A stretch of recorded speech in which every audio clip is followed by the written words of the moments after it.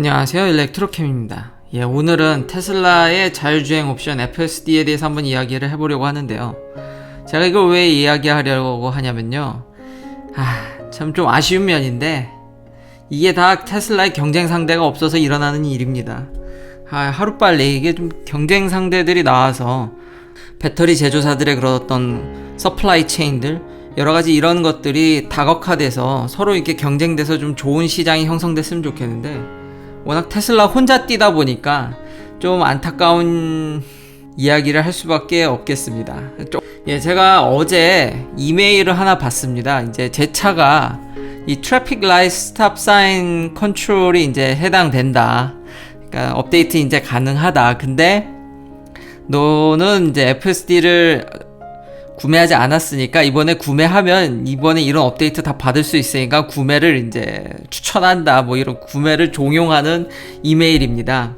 테슬라는 한 번에 이렇게 모든 업데이트를 다 하지 않습니다. 그러니까 예를 들면 애플과 행보가 매우 비슷하지만 애플의 iOS는 매년 이렇게 업데이트 할 때 보면은 거의 뭐 모든 폰에다 다 뿌려버리죠. 그리고 나서 이제 문제가 있으면 픽스를 하는 뭐 이런 식인데, 아무래도 자동차다 보니까 일부 유저들을 이렇게 차근차근 업데이트를 해가는 것 같습니다. 그래서 저도 이번에 해당된다는 이메일을 받았고, 사실 구매하려고 유튜브를 하면서 구매를 하려고 했었는데 좀 마음에 걸리는 부분들이 있어서 차일피일 미루다가 이렇게 됐죠. 지금 현재 가격이 7,000불입니다. 개인적인 호기심으로 인해서 이제 업데이트를 할까 말까 참 고민을 많이 하고 있는데요.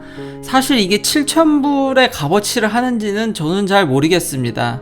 그러니까 디테일한 내용은 전 영상에도 많이 제가 워낙 다뤘어서 거길 참고해 주시면 감사하겠고, 이게 현재 요약해드리면 빨간불이면 인식하고 쓰기도 하고, 근데 결국은 녹색불이어도 파란불이어도 가다가 운전자가 별도의 어떤 조치를 하지 않으면 무조건 속도를 줄이거든요.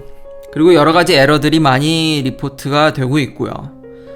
그러다 보니까 주저주저 했는데 이렇게 유튜브를 하다 보니까 당연히 나는 해야지라는 생각이 좀 있었습니다.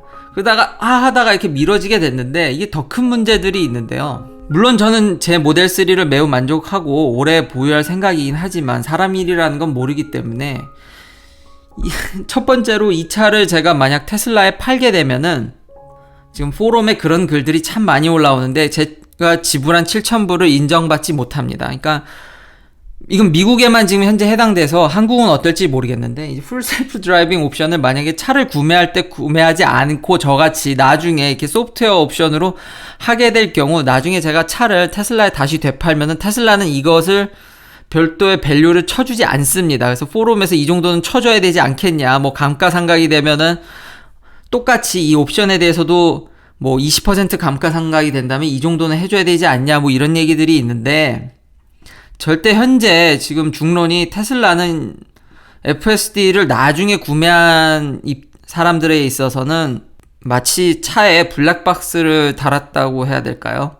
아니면은 차를 튜닝했다고 예를 들어야 될까요? 이게 적절한 예인지 잘 모르겠는데, 그러니까 중고차 시장에서 그 밸류를 인정받기 힘듭니다. 이게 이제 마음에 걸리기 시작한 거죠. 그리고 포럼 글을 잘 읽어보면은 또 되려 처음 살 때 7,000불을 썼으면은 그거는 인정해주는 듯한 분위기가 많습니다. 이게 다 차를 살 때 처음에 레지스트레이션을 할 때 그 서류에 들어가냐 안 들어가냐를 기준으로 삼는 것 같습니다. 이 자료들은 지금 현재 포럼에서 유저들 사이에 많이 오가는 내용이라 테슬라도 특히나 몇 번 이제 확답을 한 적도 있는데, 이게 워낙 오락가락 바뀌어서 이런 뉴스도 뜨죠. 그러니까 가장 걸리는 게, 테슬라한테 안 팔고 만약에 다른 중고 상인한테 팔게 됐다가 그걸 산 사람이 이제 테슬라의 어떤 서비스를 받게 되면은 테슬라 측에서는 이게 다음 주인이죠, 세컨 오너가 FSD를 구매하지 않았다고 판단했을 시에는 이거를 뺏어갑니다. 그러니까 소프트웨어적으로 그냥 캔슬을 해버리는 거죠. 그래서 이것을 되찾은 유저도 있고요, 이제 못 찾은 유저도 있고. 그러니까 이 밸류를 지금 7,000불을 제가 지불하고 뭐 오래 쓸 거니까 아깝다는 생각은 들지 않지만도 어떻게 될지 모르니까요. 그러니까 만약에 차를 테슬라에 팔면은 이걸 인정해주지 않는다라는 게 처음 살 때 넣지 않았다는 이유로, 그런 것 때문에 이런 테슬라의 이런 서비스가 좀 많이 아쉽습니다. 저 기사 말고도, 그러니까 중고차에 대해서 이런 취소 사례들이 굉장히 많이 보고되어 있고요. 그러니까 FSD를. 그리고 이게 이제 non-transferable 하다는 거죠. 이게 넘어가지 않는다라는 거죠. 그냥 그때 사고 그냥 땡이라는 거죠. 아니 차라리 진짜 이 7,000불이 적은 돈도 아니고 한국 돈으로 거의 840만 원인데요. 차라리 이럴 거면은 그냥 모델 Y 사고 이걸 다운페이로 넣고 그때 풀 셀프 드라이빙 옵션도 클릭하고 지금 근데 7,000불도 너무 비싼데 제가 좀 더 이렇게 주저주저 한 게 이제 여름에 대략 그때 일론 머스크도 약간 발언을 했었는데 한 7월 1일쯤 여름 때쯤 이제 가격을 또 인상하겠다고 해서 제가 전 영상에도 이거 다뤘죠. 제가 전 영상에 많은 걸 진짜 조금씩 다뤘더라고요. 유저들의 이제 반발이 심하거든요. 굉장히 이제 비싼데 지금 이게 가격 저항선에 거의 온 것 같다라는 느낌이 있는데 그래서 이제 테슬라는 이런 구독 서비스를 이제 꼭 런칭한다고 하죠. 얼마인지는 발표하지 않았는데 대략적으로 사람들이 한 100불 정도 예상하는 것 같습니다. 그러니까 7,000불을 베이스로 계산했을 때 보통 5, 6년, 그러니까 이거는 지금 6년치니까요. 72개월이니까 그 정도로 나눴을 때 한 달에 97불이니까 한 100불 정도로 차라리 그러니까 이런 생각이 듭니다. 그러니까 현재 이게 풀 셀프 드라이빙이 그렇게 만족스럽지 못하지 않습니까? 많은 유저분들이 그냥 어떤 보여주기 형식이지 혹은 이제 하이웨이에서 내비게이션 오토파일럿은 꽤 유용하나 그게 과연 7,000불의 가치가 있냐라는 이야기들이 굉장히 많이 오가고 있으니까 이걸 차라리 구독 서비스를 하면 정말 이제 많은 분들의 후기는 멀리 갈 때 그게 도움이 굉장히 많이 된다고 피드백을 주거든요. 그러니까 혹시 장거리 여행을 할 때마다 그 달에만 이제 구독 서비스를 하고 취소하는 그런 형태를 취하는 게 진짜 저한테도 이득이지 않을까라는 생각이 차츰 들고요. 오히려 왜냐면 7월달에 이제 가격을 올리면서 이런 서비스도 같이 런칭한다는 얘기가 있어서 그 전에 해야겠다라는 생각을 가졌었는데 차라리 이 서비스가 나오면 이걸 하는 게 맞지 않을까라는 생각이 요즘 또 들기 시작합니다. 그래서 실제 시장에서는 도대체 이 풀 셀프 드라이빙 FSD의 밸류를 얼마나 쳐줄까요? 그러니까 테슬라는 만약 유저가 이제 트레이드인을 하게 되면은 차를 받은 다음에 그 주행 기록을 일단 모든 옵션을 다 삭제한다고 합니다. 그러니까 보안이라든지 이런 문제를 이제 생각을 해서 그러니까 전자기기로 보는 거죠. 확실히 테슬라는 차를 여기서도 이제 관점이 확실히 드러나는데 자동차로 보는 게 아니라 스마트폰으로 이제 보는 거죠. 스마트폰을 보통 트레이드인 하거나 미국에서 이러면은 반드시 대부분의 아마 통신사도 그렇고 제조사도 그렇고 보는 앞에서 리셋을 시켜버리거든요. 똑같이 리셋하면서 근데 이제 옵션도 날려버리는 거죠. 그래도 밸류는 좀 쳐주지.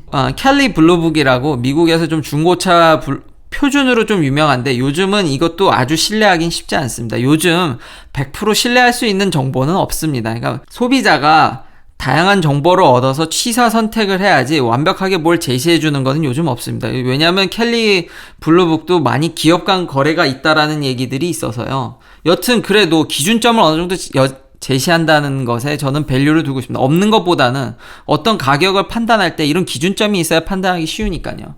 이런 캘리 블루북의 테슬라 모델 3의 이제 중고차 밸류를 봤을 때 옵션을 이 FSD를 넣냐 안 넣냐를 대략 1,750불에서 동네마다 다릅니다. 이게 블루북이 방대한 데이터를 이제 종합해서 만드는 거기 때문에 한 1,700불에서 1,750불 정도로 책정해 놨습니다. 이것도 가슴이 아픈 거죠. 지금 제가 7,000불을 지르고 만에 하나 직장이라든지 여러 가지 이제 라이프 오브 이벤트 한치 앞을 못 보는 인생이니까요. 이게 7,000불을 쓰고 만약에 진짜 이런 면도 좀 많이 아쉽습니다. 현재 시장 밸류는 정확하다는 거죠. 그러니까 크게 소비자들이 어떤 이익이라고 생각하지 않는 거죠. 7,000불짜리 옵션이 진짜 중고로 내면 1,700불로 되는 이 마법. 원래 테슬라 차량들은 중고 가격이 잘 방어되기로 유명하지만 이 옵션만은 아니라는 점. 그리고 테슬라가 이게 참 소프트웨어 관리를 어떻게 하는지 잘 모르겠지만 이렇게 사례들을 보면은 우연찮게 액시던틀리하게 이거를 돈을 내지 않는데 서비스 센터 들어갔다 그 옵션이 풀리는 경우도 있답니다. 땡 잡았네요. 예, 그런 경우는 흔치 않을 것 같은데 어쨌든 그런 경우도 뭐 보고되기도 하고 이게 소프트웨어로 락을 결국 해제하는 거니까요. 별도의 그게 없이 지금 폰으로 보고 있는데 2번 클릭하면 진짜 그냥 7,000불 훅 날아가고 이제 업그레이드가 가능한 차는 제 집에 서져 있는데 기능이 업데이트되는 이런 놀라운 마법을 볼 수 있지만 가격이나 그러니까 이런 것 때문에 이제 고민이 많이 되는 거죠. 다시 결론을 말씀드리면 이런 인보이스 레코드가 중요한 것 같습니다. 그러니까 서류상에 그게 남아서 테슬라가 이 오너가 이 옵션을 가졌다고 확실히 인식하지 않으면 갑자기 없애버릴 수 있기 때문에 이런 지금 미국에서 결국은 항상 이런 불안점을 안고 있습니다. 그러니까 서드파티, 그러니까 테슬라가 아니라 중고차를 그냥 딜러한테 넘겼을 때는 이 옵션이 자칫 잘못하다가 사라질 수도 있다라는 미국 내의 우려가 있습니다. 이게 참, 이게 좀 안타깝습니다. 그러니까 돈을 지불하고도 이걸 제대로 대우를 받지 못할 거에 대한 어떤 우려? 돈이 많이 세긴 하는데 벤츠는 그래도 딜러십을 가보거나 이러면 서비스가 좀 비싸다.